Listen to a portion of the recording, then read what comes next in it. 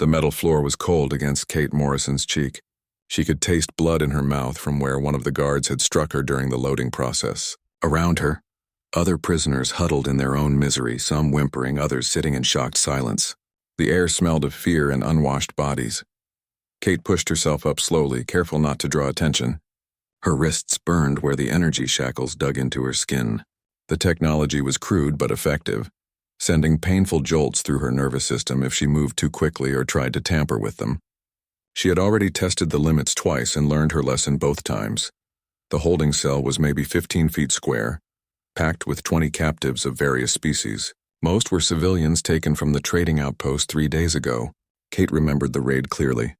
She had been pretending to browse merchandise at a stall when the Vraxian ships appeared in the sky. The screaming started immediately.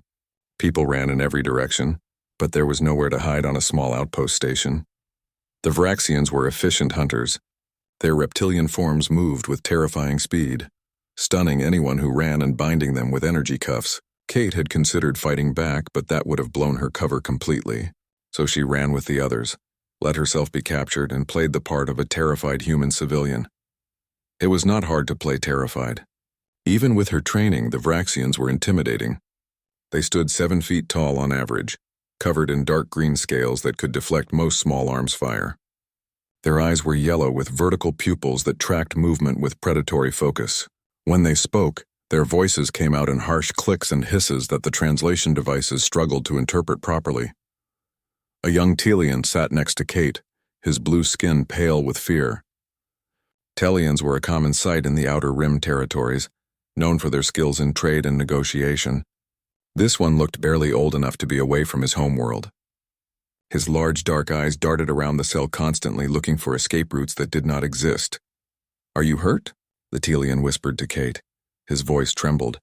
Kate shook her head slightly. "Just bruised, you?" "I am scared," he admitted. "My name is Zix. I was supposed to be delivering supplies to the mining colonies. This was my first solo run." His voice cracked. "Some first run." Kate felt a pang of sympathy. "I'm Kate. Try to stay calm. The Vraxians usually sell their captives rather than kill them. As long as we are worth something alive, we will stay alive." "What about humans?" Zix asked quietly. "No offense, but everyone knows humans are not worth much in the slave markets. You are weak compared to most species, no special abilities, nothing valuable except maybe your adaptability. But who pays for that?" Kate managed a weak smile. "None taken."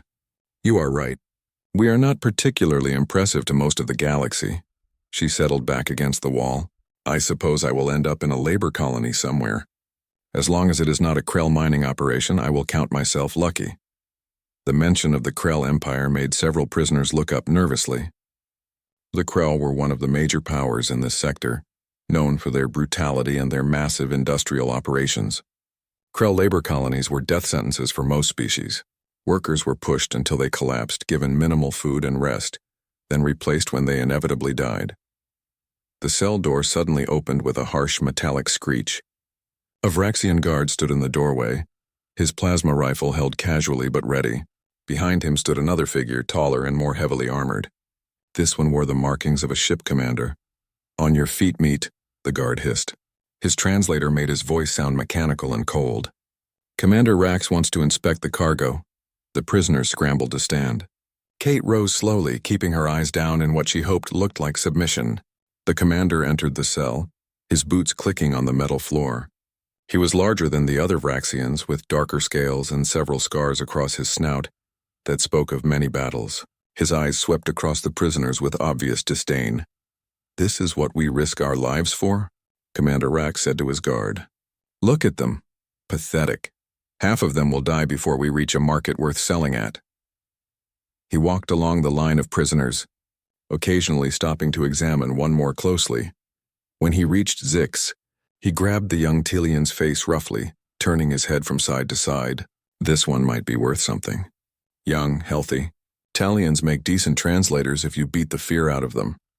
He shoved Zix back against the wall. Then Rax stopped in front of Kate. She kept her eyes on the floor, her posture submissive. She could feel his gaze on her, assessing, judging. After a long moment, he laughed. It was an unpleasant sound, like rocks grinding together. "A human," he said with amusement. "We waste space on a human.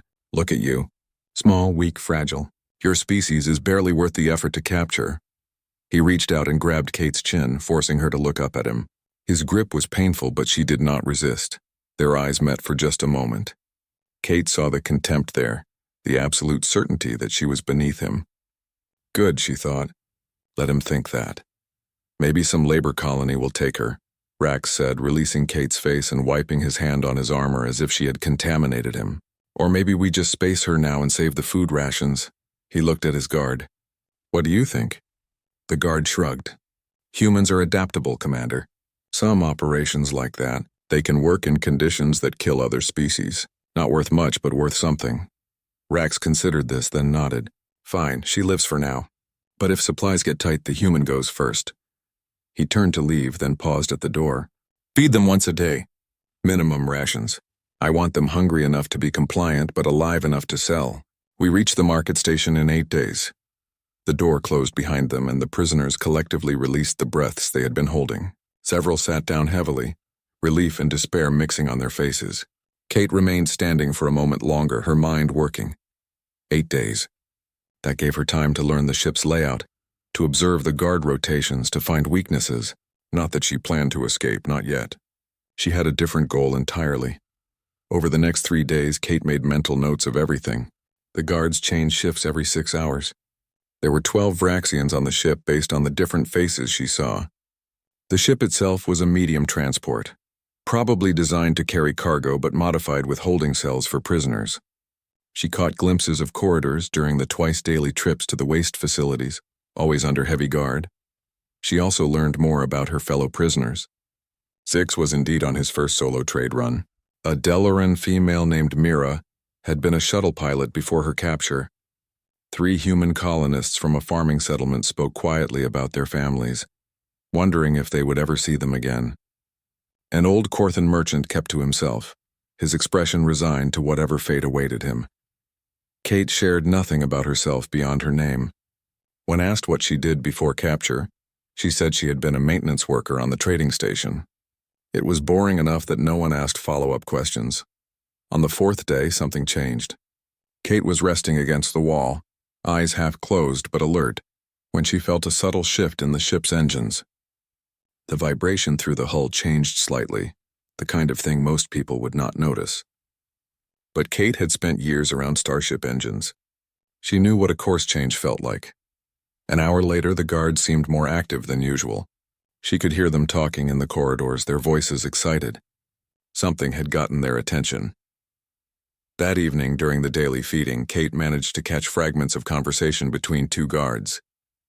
They spoke in their own language, but she had picked up enough over the years to understand basic phrases: derelict ship, human design, easy salvage. Kate's heart suddenly pounded in her chest, but she kept her expression neutral. A derelict human ship? In this sector? The coincidence was too perfect. Could it be? Later that night, the ship shuddered as it dropped out of faster-than-light travel. Through the small viewport in their cell, Kate could see stars. And there in the distance was a shape that made her breath catch. Even from this distance, even after 3 years, she recognized the silhouette. The swept-back hull design, the distinctive engine configuration, the way the armor plates angled to deflect sensor scans, the Valkyrie, her ship. Kate turned away from the viewport before anyone could see the expression on her face. She lay down on her bunk, staring at the ceiling, her mind racing through calculations and possibilities. 3 years ago, she had helped program that ship's security systems. She had personally designed the emergency protocols. She knew every backup system, every hidden feature, every way to make that vessel respond to commands. The Vraxians thought they had found easy salvage. Commander Rax thought he had captured a worthless human woman. They were all about to learn exactly how wrong they were, but she had to be patient. Rushing would ruin everything. She needed them to take her aboard the Valkyrie. She needed to get close to the ship's systems. Then and only then could she show them what humans were really capable of. Zix noticed she was awake. "Kate?" he whispered. "Are you okay?" He looked different. Kate turned her head to look at him. For just a moment, she let him see. The Vraxian transport moved closer to the derelict vessel over the next few hours. Kate listened carefully to every sound, every change in the engine rhythm. every muffled conversation from the guards. She was building a mental picture of what was happening beyond her cell walls. Around midday, Commander Rax's voice echoed through the ship's communication system. His tone was pleased, almost excited. All crew prepare for salvage operations. We have a human military vessel. Designation unknown, appears abandoned for several years. Initial scans show no life signs, minimal power readings. This is easy profit, so do not mess it up. Boarding team will assemble in 1 hour. The prisoners stirred nervously. Any change in routine made them anxious. Zix moved closer to Kate. Do you think they will forget to feed us while they are busy with the salvage? Kate shrugged, playing her role. Probably, but missing one meal will not kill us. She kept her voice casual, but inside her mind was racing. She needed to get on that ship, but how? The Vraxians would never willingly bring a prisoner aboard during a salvage operation, unless they had a reason to. 30 minutes later, the answer came in the form of Commander Rax himself. The cell door opened and he entered with 2 guards. His eyes scanned the prisoners before settling on Kate. You, he pointed at her. Human, on your feet. Kate stood slowly, her heart pounding, but her face showing only confusion and fear. Me, why? Rax's laugh was harsh. I decided you might be useful after all. We are boarding a human ship. You will come with us and explain how their systems work. Consider it your chance to prove you are worth keeping alive. One of the guards grabbed Kate's arm and pulled her toward the door. She stumbled slightly, keeping up the act of being a frightened civilian. Inside, she wanted to smile. They were giving her exactly what she needed. Wait, Zix called out. Where are you taking her? Rax glanced back. None of your concern, Blueskin. She comes back when we are done with her. Maybe. The door slammed shut on Zix's worried face. Kate was taken to the ship's armory where the boarding team was preparing. 6 Vraxian warriors checked their weapons and equipment. They barely glanced at her. To them, she was just a tool, like a scanner or a cutting torch. One of the warriors attached a chain to Kate's shackles and locked the other end to his belt. Stay close, human. If you try to run or do anything stupid, I will drag you through the corridors until there is nothing left but meat smears. Kate nodded meekly. I understand. I will cooperate. The boarding team moved to the docking port. Through the viewport, Kate could now see the Valkyrie up close. The ship was massive, at least 3 times the size of the Vraxian transport. Its hull was dark gray, designed to absorb sensor scans. Several armor plates showed signs of damage, scorch marks from weapons fire. But the overall structure looked intact. It looked dead. Dark. Silent. But Kate knew better. The Valkyrie was built to look abandoned when it needed to. It was one of the ship's many defensive features. The docking procedure took several minutes. The Vraxian pilot had to manually align with the Valkyrie's airlock, since the human ship was not responding to automated docking requests. Finally, there was a heavy clang as the airlocks connected and sealed. Commander Rax checked his weapon one last time. Remember, we are here for valuable components. Power cores, weapon systems, computer banks. Move quickly but carefully. Old human ships sometimes have booby traps for salvagers. He looked at Kate. That is where our guide comes in. You will walk in front and tell us what is safe to touch. Kate swallowed nervously, still playing her role. I am just a maintenance worker. I do not know military ships very well. You know them better than we do, Rax said. Besides, if something explodes, better you than one of my crew. The other Vraxians found this funny. The airlock opened with a hiss of equalizing pressure. Cold air rushed out from the Valkyrie, carrying the smell of recycled atmosphere that had been sitting stagnant for years. The boarding team moved forward, weapons ready, scanning for threats. Kate stepped through the airlock and onto the Valkyrie for the first time in 3 years. The corridor was dark except for dim emergency lighting that barely illuminated the floor. Her boots echoed on the metal deck plates.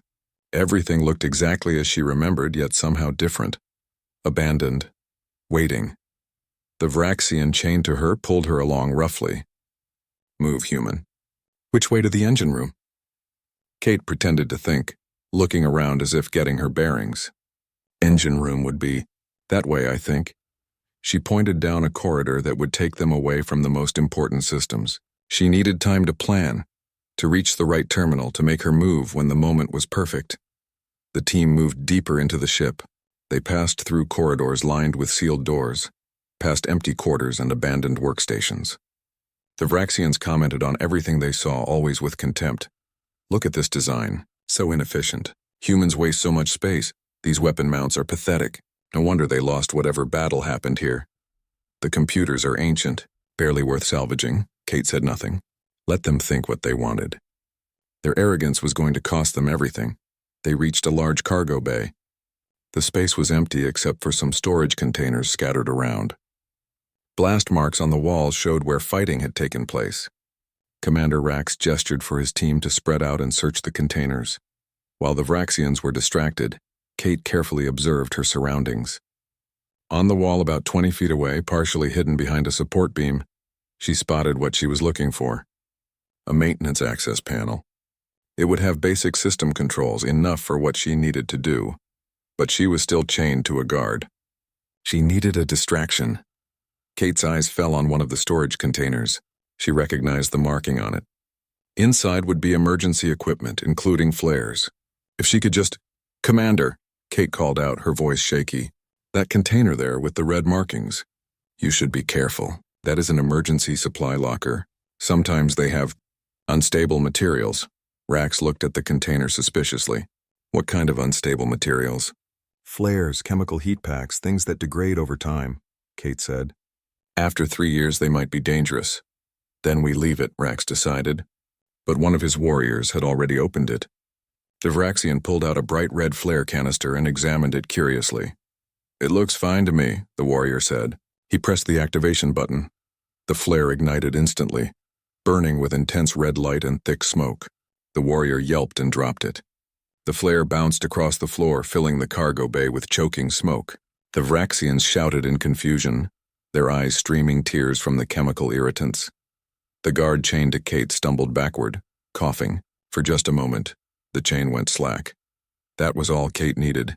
She moved quickly to the maintenance panel, her fingers finding the manual release. The panel popped open. Inside was a basic interface, mostly mechanical controls for emergency situations.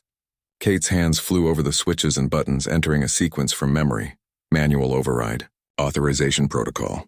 Emergency reactivation. The panel's display flickered to life.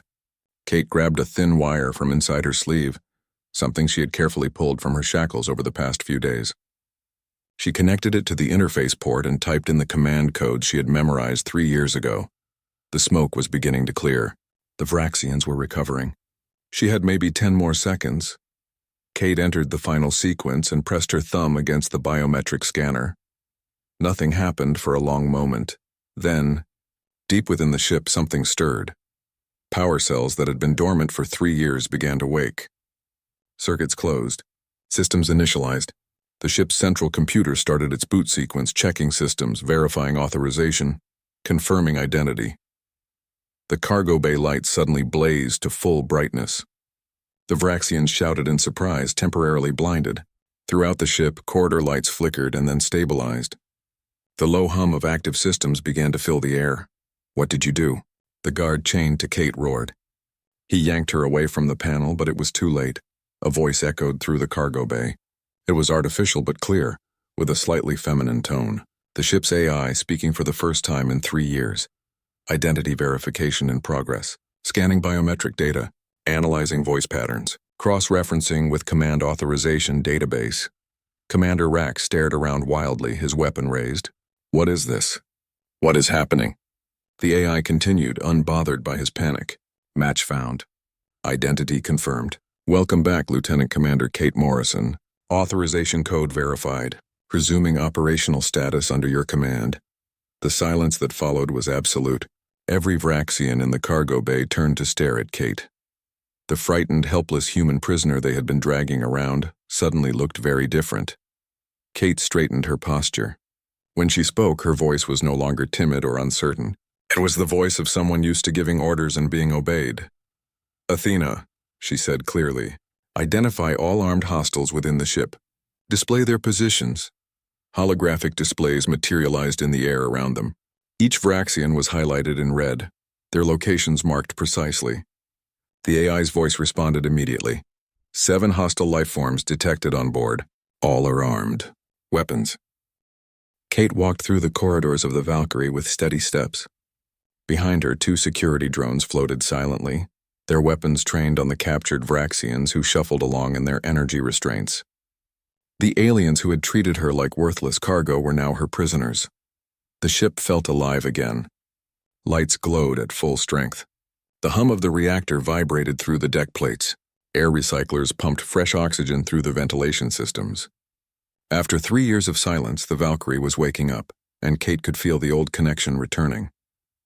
This ship was more than metal and circuits to her. "It was home. Where are you taking us?" Commander Rax demanded. His voice was angry, but Kate could hear the fear underneath. "Good. He should be afraid." "To a holding area," Kate replied without looking back. "You will be comfortable enough.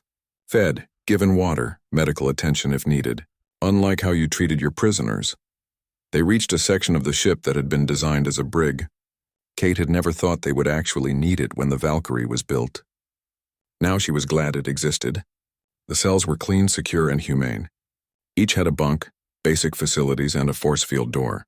The security drones herded the Vraxians into separate cells. Rax was the last to enter his cell.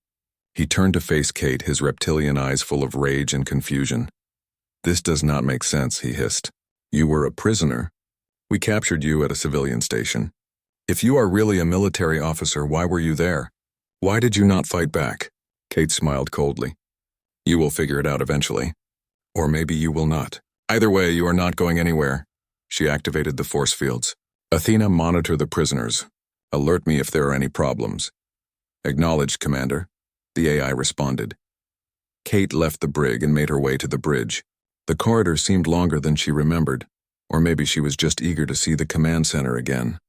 When the door opened and she stepped onto the bridge, emotion hit her unexpectedly. She had spent years on this bridge. Countless hours at these stations, made decisions that affected hundreds of lives. The captain's chair sat empty in the center of the room. Kate moved toward it slowly, her fingers trailing over the command console. Everything was covered in a thin layer of dust, but otherwise exactly as she remembered. "Welcome back, Commander Morrison," Athena said. The AI's holographic avatar appeared next to the captain's chair. It showed a woman made of blue light, professional and efficient in appearance.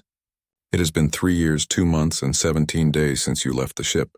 I have maintained all systems in standby mode as instructed." Kate sat down in the chair and let out a long breath. "You did well, Athena. Better than I hoped? Give me a full status report." "What shape is the ship in?" "All major systems are functional," Athena reported. "The main reactor is at 40% capacity and climbing.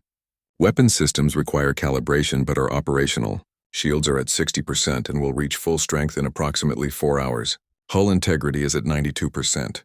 Minor damage to sections 7 through 9 from combat 3 years ago. But structural integrity is not compromised." "Engines?" Kate asked. "Sublight engines are fully operational. Faster than light drive will require 2 hours to charge completely. I recommend running diagnostics before attempting a jump." Kate nodded, processing the information. The ship was in better condition than she had any right to expect. 3 years floating in space could have caused catastrophic system failures. But Athena had kept everything alive. What about the Vraxian transport ship?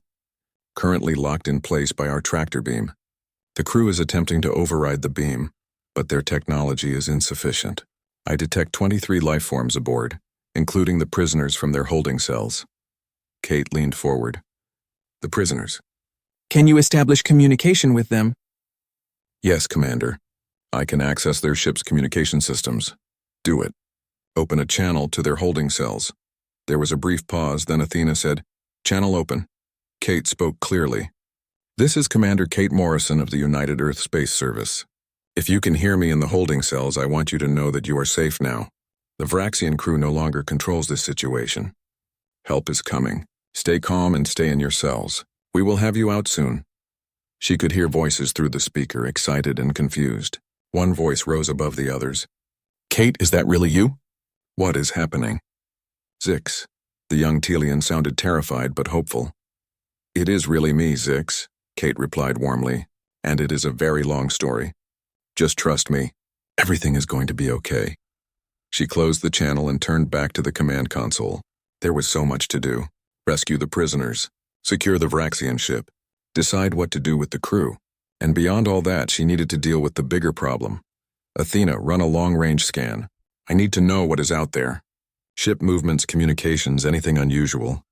The main view screen lit up with a tactical display. Stars and marked positions filled the screen. Athena began highlighting points of interest.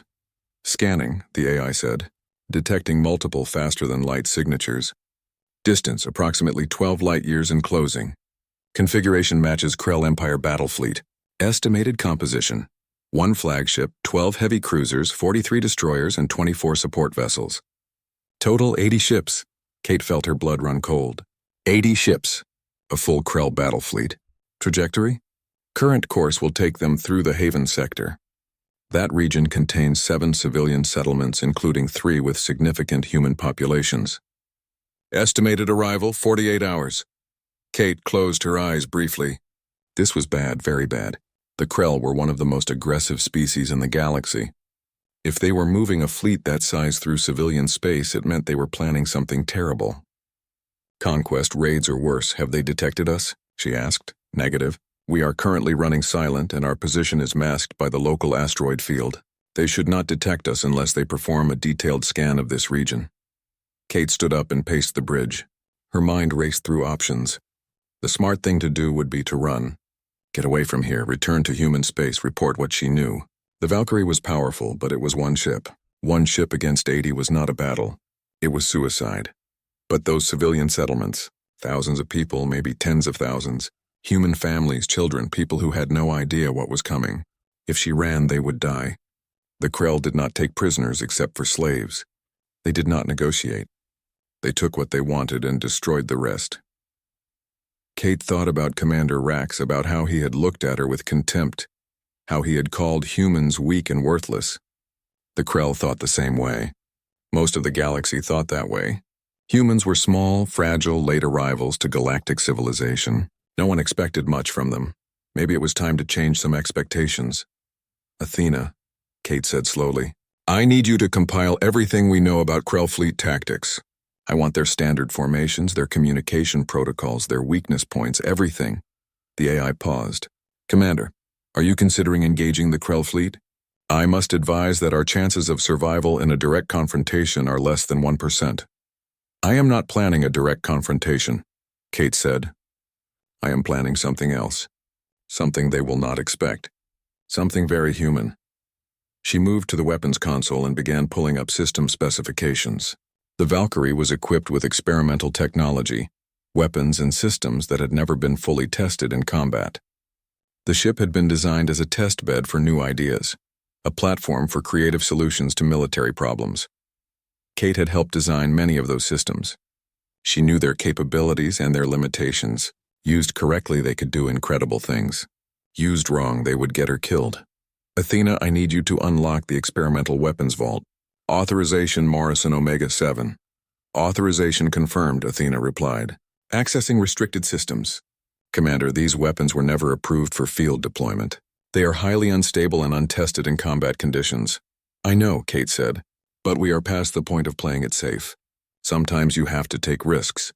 She spent the next hour reviewing every system, every weapon, every capability the Valkyrie possessed. Slowly, a plan began to form in her mind. It was crazy. It was dangerous. But it might work. The first step was to rescue the prisoners from the Vraxian transport and get them to safety. The second step was to send a warning to the civilian settlements, give them time to evacuate. The third step was the hard part. She needed to delay that Krell fleet, buy time for evacuations, make them focus on her instead of the defenseless settlements. Athena, prepare a boarding drone team. I want those prisoners off the Vraxian ship within the hour. Be gentle with the captives but firm with any crew that resists. I do not want casualties on either side if we can avoid it. Understood. Deploying boarding drones now. Kate moved back to the captain's chair and sat down heavily. She was tired, emotionally and physically drained from the past few days. But there was no time to rest. Not yet. On the view screen, she could see the distant markers representing the Krell fleet. They were moving steadily toward their targets, unaware that anyone was even watching. They thought they had complete surprise. Big mistake, Kate murmured. The 6 hours passed too quickly. Kate spent every minute preparing the ship and her makeshift crew for what was coming. The bridge was now staffed with former prisoners who learned their stations with surprising speed. Fear was a powerful motivator, but so was hope. They had been given a chance to fight back against the forces that preyed on the weak, and they were taking it seriously. Zix sat at the communication station, his blue fingers dancing across the controls as he sent out warning messages to every settlement in the Krell fleet's path. Some responded immediately with gratitude, others with disbelief. A few thought it was a trick. But the warnings were sent, and that was what mattered. Mira occupied the navigation console, her sharp eyes watching the sensor displays. She had proven to be exactly what she claimed, an experienced pilot with excellent spatial awareness. "Commander," she called out, "the Krell fleet just dropped out of faster-than-light travel. Distance 2 light hours. They are performing system scans." Kate stood behind the captain's chair, her hands resting on its back. "Will they detect us?" "Not yet," Athena reported. "Our stealth systems are masking our signature. However, if we move closer or power up weapons, detection becomes certain." "Good." Kate moved to the tactical display. The Krell fleet was arranged in a standard military formation, with the flagship at the center protected by layers of escorts. They looked powerful and organized, intimidating. But Kate had spent the past hours studying everything Athena had on Krell tactics. She knew their standard responses, their predictable patterns. They were strong, yes, but strength could be a weakness if you relied on it too much. They expected enemies to fight them directly, ship against ship, firepower against firepower. Kate had no intention of fighting that battle. "Athena, status on our special modifications?" "The stealth plating has been configured for signal projection. We can now create multiple false signatures, making us appear as up to 12 separate vessels. The modular weapon system is calibrated and ready to switch configurations on your command. Drone deployment systems are loaded with a full complement of both offensive and electronic warfare units." Kate allowed herself a small smile. These systems had been experimental, designed by human engineers who thought differently than most galactic species. Where others saw limitations, humans saw possibilities. Where others followed established rules, humans invented new ones. "All right, everyone," Kate said, her voice calm but clear. "Listen carefully. We are not going to destroy that fleet. We cannot. But we can hurt them, confuse them, and most importantly, delay them. Every hour we keep them busy is another hour for civilians to evacuate. That is our mission. Not victory, but time." She looked around the bridge at faces from different species, different backgrounds, united by circumstance and determination. The Krell think they are the strongest force in this sector. They think no one can stand against them. "Let us teach them the difference between strength and smart." Nervous nods answered her. She could see the fear but also the resolve. These people had been prisoners yesterday. Today they were choosing to fight. That took courage. "Athena, position us in their flight path. Make sure they see us. I want to send them a message." Adjusting position now. The Valkyrie moved out of the asteroid field where it had been hiding. Its engines glowed brightly, impossible to miss. Within minutes, the Krell fleet's sensors would detect them. "They have spotted us," Mira announced. "The fleet is slowing. They are, Commander, they are laughing at us. I am picking up their command channel communications." "Put it on speaker," Kate said. The bridge filled with harsh, clicking sounds that the translator converted to words. The voice was deep and arrogant. "A human vessel? One small human ship thinks to block our path? This is entertainment, nothing more. Perhaps we will mount its hull on the flagship as a trophy after we crush it." Other voices joined in, all amused, all dismissive. The Krell clearly found the situation funny. Kate felt a cold anger settle in her stomach, but she kept her expression neutral. "Zix, open a channel. Broadcast on all frequencies." "Channel open, Commander." Kate took a breath, then spoke clearly and firmly. "This is Lieutenant Commander Kate Morrison of the United Earth Space Service vessel Valkyrie. You have entered a protected zone. The civilian settlements ahead have been warned and are evacuating. Turn back now, or I will consider your fleet hostile and act accordingly." The laughter from the Krell channel grew louder. One voice rose above the others. "I am Warlord Keth, commander of this fleet. Human, you amuse me. One ship threatens 80? You must be insane or stupid. Surrender now and I will make your death quick. Kate smiled coldly, though Keth could not see her. I gave you a chance to leave peacefully. You chose poorly. Athena, close the channel. On the tactical display, a portion of the Krell fleet broke off from the main formation. 12 cruisers, moving to intercept the Valkyrie. They were not even sending their full force. They thought a dozen ships was more than enough for one human vessel. Time to show them what a mistake that is, Kate said. Athena, activate the stealth projection system, maximum dispersal. The single ship on the Krell sensors suddenly became 12. The false signatures were perfect copies, all showing the same size and power readings as the real Valkyrie. The Krell cruisers hesitated, their formation spreading out to engage what they thought were multiple targets. They are dividing their forces, Mira reported. Each cruiser is targeting a different signature.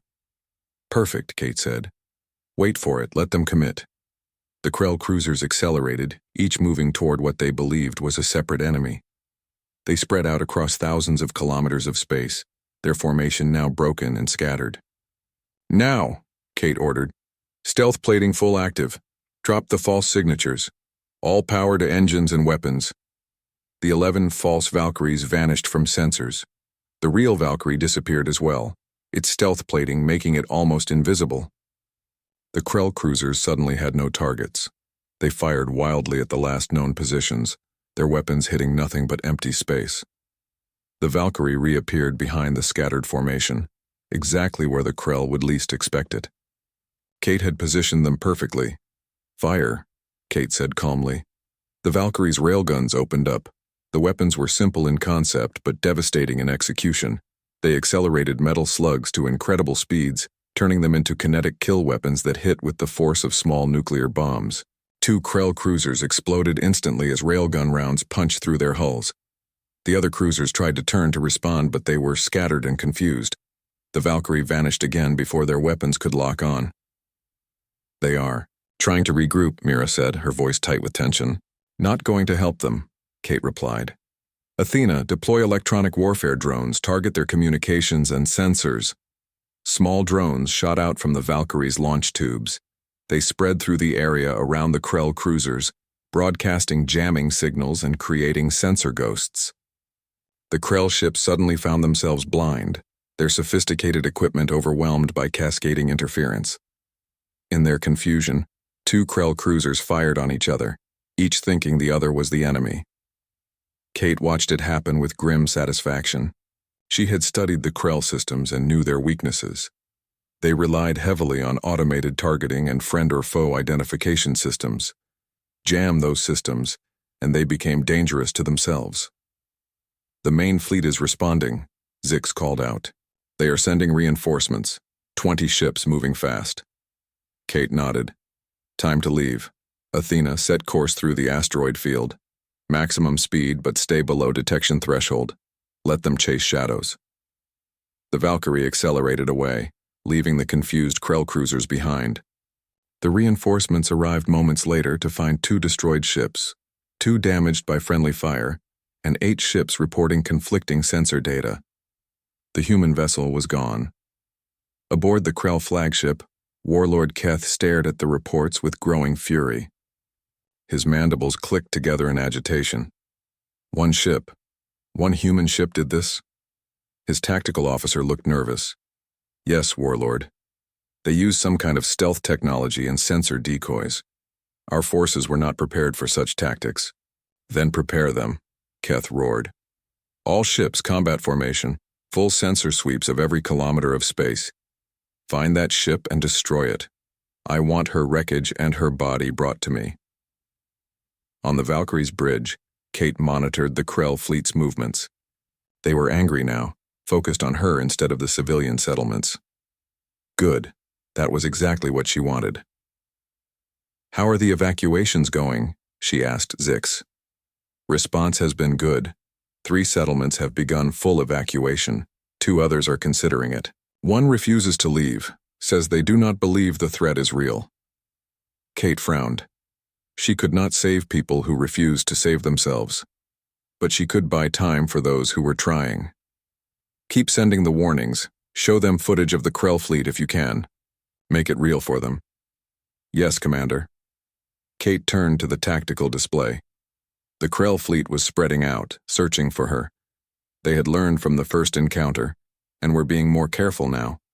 But careful meant slow, and slow meant more time for civilians to escape. The next few hours became a deadly game of hide-and-seek. Kate would position the Valkyrie near the Krell search pattern, let them detect her. Kate's hands moved across the command console with practiced precision. The Krell net was tightening around them, ships closing in from every direction. On the tactical display, red markers representing enemy vessels formed an ever-shrinking circle. They had maybe 5 minutes before the trap closed completely. Athena, how long until the gravitic disruptor is ready? Kate asked. 3 minutes to full charge, the AI replied. However, I must warn you again that deployment at close range carries extreme risk. The weapon creates localized gravity distortions that could affect our own systems. Noted, Kate said. But we are running out of choices. Continue charging. Zix looked up from his console, his blue skin pale with worry. Commander, the Krell flagship is moving forward. Warlord Keth is positioning himself at the center of the formation. I think he wants to personally oversee our capture. Kate's eyes narrowed. The flagship. That was perfect, actually. If she could take out the command ship, the entire fleet would be thrown into chaos. Their chain of command would break down. It might buy hours of additional time, but it also meant getting dangerously close to the most heavily armed vessel in the Krell fleet. Mira, plot me a course directly toward the flagship. Maximum speed, straight line. Mira's hands froze over her controls. Commander? Did you say toward the flagship? You heard correctly. They expect us to run away from their strongest ship, so we are going to charge right at it instead. Mira swallowed hard but began entering coordinates. Course plotted. It is insane, but it is plotted. Kate allowed herself a tight smile. Insane is kind of our specialty at this point. Everyone divert all available power to forward shields. We are about to take a lot of fire. The Valkyrie's engines flared to full power. The ship leaped forward, accelerating directly toward the center of the Krell formation. Alarms began screaming as enemy sensors locked onto them. Every ship in the fleet suddenly had a clear shot at the human vessel. Incoming fire, Mira shouted. The space around the Valkyrie erupted with weapons fire. Energy beams lanced through the darkness. Missiles streaked toward them, plasma bolts filled the void. The ship's shields flared bright as they absorbed hit after hit. Kate held onto her chair as the ship rocked from impacts. Around her, the crew worked frantically at their stations, rerouting power, adjusting course, doing everything possible to keep the ship moving forward. Forward shields at 60%. Athena reported calmly. 50%. 40%. Deploy chaff and decoy drones, Kate ordered. Give them more targets to shoot at. Small drones launched from the Valkyrie, spreading out and broadcasting false signatures. Some of the Krell fire shifted to these new targets, giving the main ship a brief respite. Distance to flagship? Kate asked. 8,000 kilometers in closing, Mira replied. 6,000. 4,000. On the view screen, the Krell flagship grew larger. It was massive, easily 10 times the size of the Valkyrie, bristling with weapons. Its hull was covered in heavy armor plating decorated with the battle honors of countless victories. They are hailing us, Zix said. Warlord Keth wants to speak to you. Put him on, Kate said. Audio only. The warlord's voice filled the bridge. It was deep and harsh, filled with rage. Human commander. Your resistance ends now. You have fought well for such a weak species, but you are beaten. Surrender and I will give you a warrior's death. Continue this foolishness and I will make you watch as I destroy every human colony in this sector. Kate laughed. It was not a happy sound. You still do not understand, do you? This was never about winning. This was about buying time, and thanks to your arrogance, your need to personally oversee my capture, I have all the time I need. What are you talking about? Keth demanded. You will see in about 30 seconds, Kate replied. Athena, status on the gravitic disruptor? Fully charged and armed. Ready for deployment. Distance to flagship? Kate asked Mira. 1,000 kilometers. Kate took a deep breath. This next part was going to be close. Very close. Athena, activate emergency jump protocol. Prepare to transport the crew module on my mark. The AI paused. Commander, that system is experimental. It has never been tested. The probability of successful transport is unknown. Better unknown odds than certain death, Kate said. Prepare the jump. Zick suddenly understood what Kate was planning. His eyes went wide. You are going to sacrifice the ship. Leave the weapon behind while we escape. The ship is already dying, Kate said quietly. Look at the damage reports. We have hull breaches on every deck. The reactor is running at critical temperatures. We maybe have another hour before something catastrophic fails, so we might as well make our death count for something. She looked around at her crew. Everyone get to the crew module now, move fast. We do not have much time. The crew unbuckled from their stations and ran for the crew module, a reinforced section of the ship designed for emergency evacuations. Kate was the last to leave the bridge. She took one final look at the command center, at the view screen showing the Krell flagship filling their vision. Goodbye, old friend, she whispered to the ship. Then she ran. The crew module was packed with everyone who had been aboard the Valkyrie. Former prisoners, now crew members, all pressed together in the confined space. Kate squeezed through to the control panel. Athena, are you ready? She called out. Emergency jump system is charging. Gravitic disruptor is armed and locked onto the flagship's position. On your command, Commander. Kate looked at the small screen showing the distance to target. 500 kilometers. 400. 300. Now, Kate shouted. Do it now! Two things happened simultaneously. The gravitic disruptor activated, and the emergency jump system fired. The weapon created a massive distortion in space, a gravity well so intense that it pulled everything nearby toward a single point. The Krell flagship, positioned directly in the weapon's path, was caught completely by surprise. Its shields meant nothing against gravitational forces. The massive vessel began to crumple, its armor plating buckling as impossible forces compressed it from all directions. Other Krell ships nearby were pulled toward the gravity well.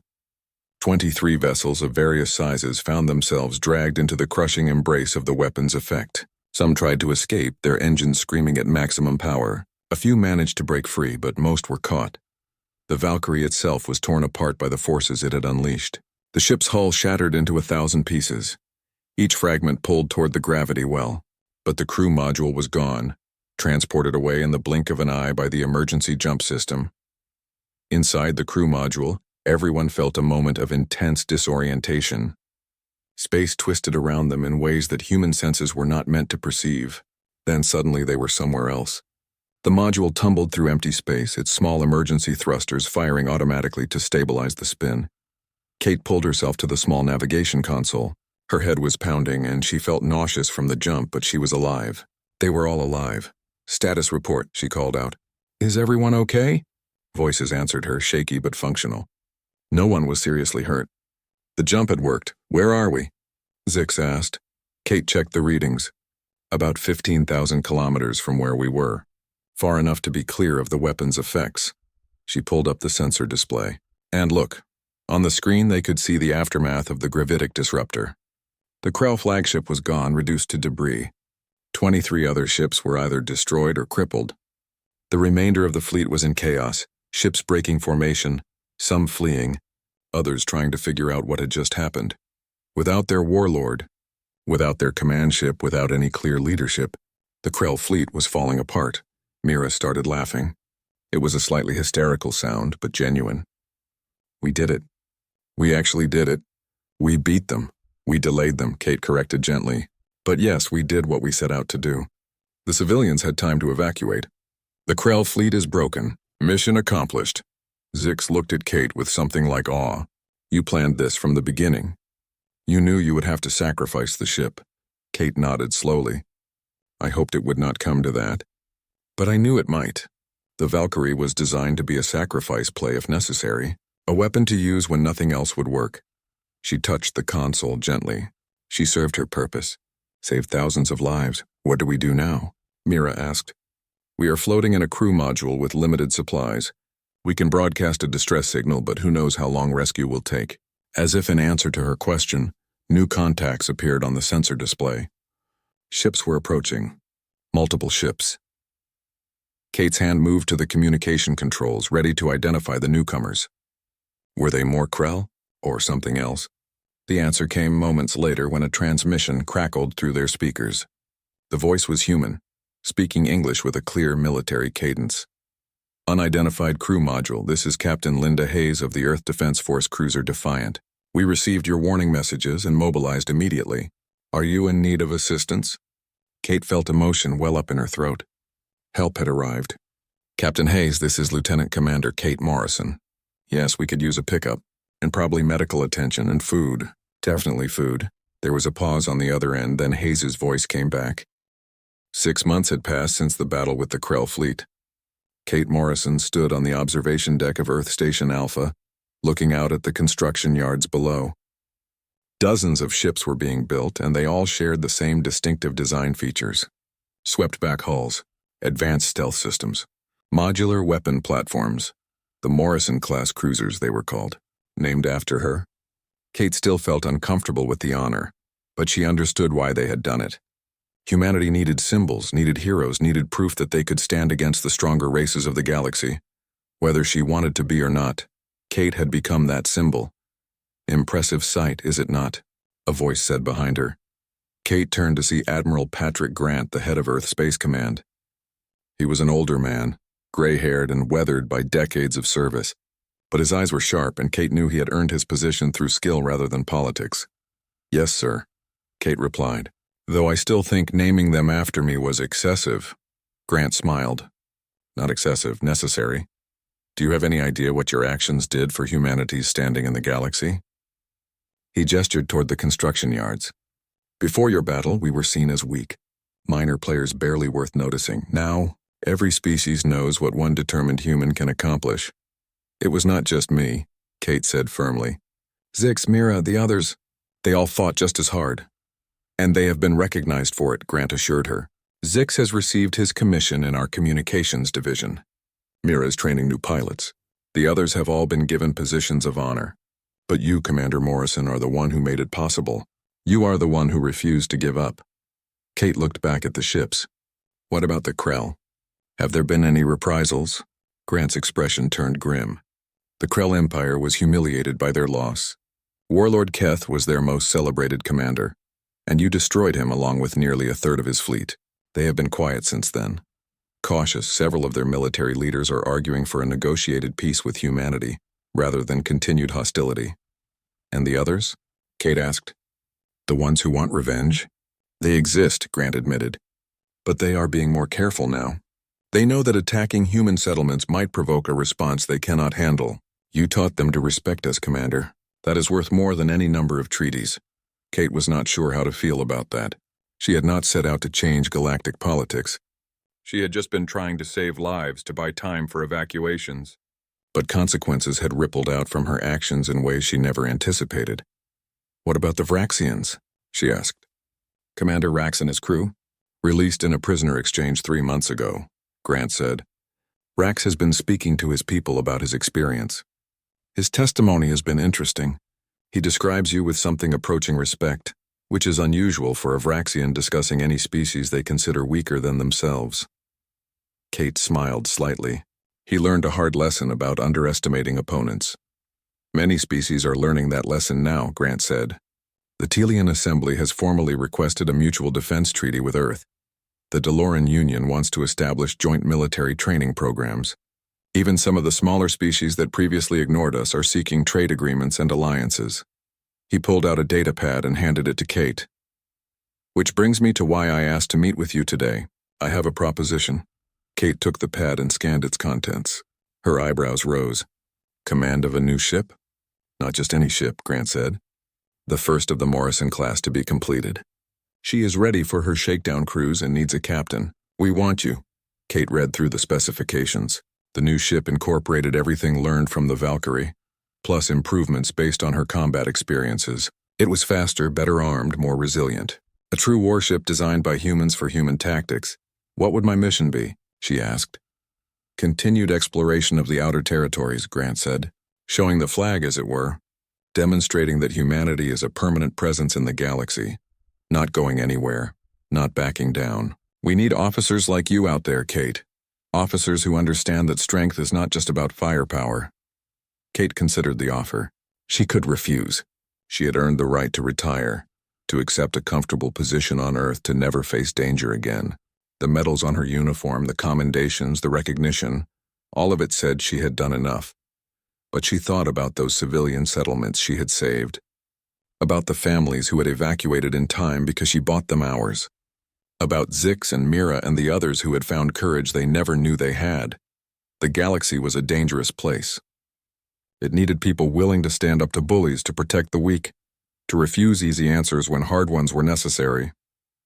"What is the ship called?" Kate asked. Grant smiled. "The UESS Defiant." "We thought the name was appropriate," Kate laughed. It was perfect. "All right, Admiral, I accept. When do I take command?" "Tomorrow morning, if you are ready. Your crew is already assembled. I think you will find some familiar faces among them." The next day, Kate walked through the docking tube toward her new ship. The Defiant was smaller than the Valkyrie had been, more focused, more refined. But she could feel the potential in her, the promise of what she could become. At the airlock, Zix was waiting for her. He wore the uniform of a communications officer now, the blue fabric marking him as part of Earth's space service. His smile was huge. "Permission to come aboard, Commander?" Kate asked formally. "Permission granted, Captain," Zix replied just as formally. Then his smile broke through. "It is good to see you again, Kate. I have been looking forward to serving under your command." "The feeling is mutual," Kate said warmly. They walked together through the corridors toward the bridge. "How is the crew shaping up?" "Excellent," Zix reported. "We have a good mix of experienced officers and eager recruits. Mira is serving as our chief pilot. A few of the other former prisoners have joined us as well. Everyone is excited to be part of this." When they reached the bridge, Kate paused in the doorway. The command center was state-of-the-art, gleaming with new equipment. Officers stood at their stations, turning to look as their new captain entered. Kate walked to the captain's chair and sat down. It felt right. This was where she belonged. "Captain Morrison," a familiar artificial voice said, "welcome aboard the UESS Defiant. I am pleased to be serving with you again." Kate smiled. "Athena, they transferred you to this ship?" "A copy of my core programming and memories, yes," the AI confirmed. "The Admiralty felt that our previous working relationship would be beneficial to the new vessel's operations." "They were right," Kate said. She looked around at her crew. "All right, everyone, let us begin our shakedown cruise. Athena, plot a course for the Outer Rim. Standard patrol route." "Course plotted, Captain. We are ready to depart on your command." Kate took a breath, feeling the weight of command settle on her shoulders. It was a good weight, a necessary weight. "Take us out," she ordered. The Defiant's engines powered up. The ship separated from the docking clamps and moved smoothly away from the station. On the view screen, Kate watched as Earth fell behind them, growing smaller until it was just another star among millions. Somewhere out in the vast darkness of space, species that had once dismissed humanity were now watching with wary respect. The Krell were rebuilding their fleet but thinking twice about who they attacked. The Vraxians were spreading stories about the human commander, who turned captivity into victory. Smaller species were finding courage in humanity's example. The galaxy was changing. It was slow, but it was happening. And at the center of that change was the simple truth that Kate had proven with her actions. Never underestimate someone who refuses to quit. Never dismiss someone based on appearance or reputation. Never assume that physical strength is the only kind of power that matters. Humans were small compared to many species. They were weak by many measures. They had arrived late to galactic civilization and were still learning the rules. But they were also stubborn, creative, and absolutely unwilling to accept defeat. They fought smart when they could not fight hard. They adapted when others followed rigid patterns. They found solutions where others saw only problems. Kate Morrison had shown the galaxy what that meant in practice. She had been a prisoner, dismissed and underestimated. Then she became a symbol, a reminder that humanity deserved respect not because of raw power, but because of determination and ingenuity. Back on the Vraxian homeworld, Commander Rack sat in a warrior's hall, speaking to younger soldiers about his experiences. He no longer laughed when discussing humans. Instead, he spoke with careful respect. "Never underestimate them," he told his audience. "I made that mistake once. I thought the human I captured was weak and helpless. Instead, she was the most dangerous opponent I have ever faced. Not because she was stronger than me, but because she was smarter. Because she refused to play by my rules. Because she turned every advantage I had against me." He touched a scar on his arm. a reminder of the energy restraints he had worn aboard the Valkyrie. If you ever face a human in battle, remember this. They may not have our strength or our armor or our superior weapons, but they have something more dangerous. They have the will to win against any odds, and that makes them terrifying opponents.